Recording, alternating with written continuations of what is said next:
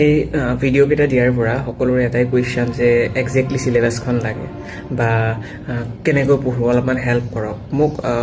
মই অলৰেডি জনাইছোঁ, দুটা ভিডিঅ' মই আপলোড কৰিছোঁ যে প্ৰথম ভিডিঅ'টোত কৈছিলোঁ যে কেনেকৈ পঢ়িব লাগে বা আমাৰ ষ্ট্ৰেটেজিটো আমি নিজৰ কিয় বনাব লাগে, কোনকেইটা টপিক ইম্পৰ্টেণ্ট সেইবিলাক বিচাৰিব লাগে।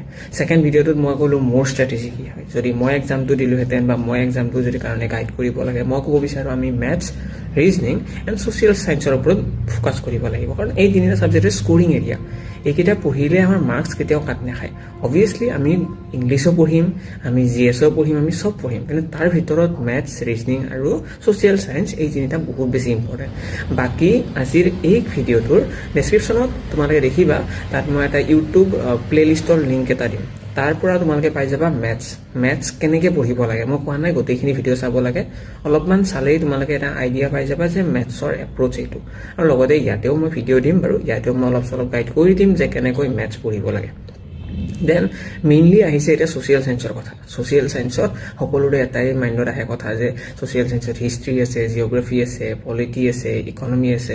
কেনেকৈ পঢ়িম ইমান বস্তু, ক'ৰ পৰা পঢ়িম, হিষ্ট্ৰীৰ কি পঢ়িব লাগে, ইম্পৰ্টেণ্ট কি হিষ্ট্ৰী। তো তেনেকুৱা ধৰণৰ বস্তুবিলাকো আমি ইয়াতে আলোচনা কৰিম। সকলোৱে গোটেইকেইটা ভিডিঅ' চাই থাকিলে হ'ল, কম সময়ৰ ভিডিঅ'। তোমালোকে জাষ্ট কি পঢ়িব লাগে সেই বস্তুটো গম পোৱাৰ পিছত মই জানো তোমালোকে ইমানখিনি স্মাৰ্ট নিজৰ পৰাই পঢ়িব পাৰিবা। Thank U.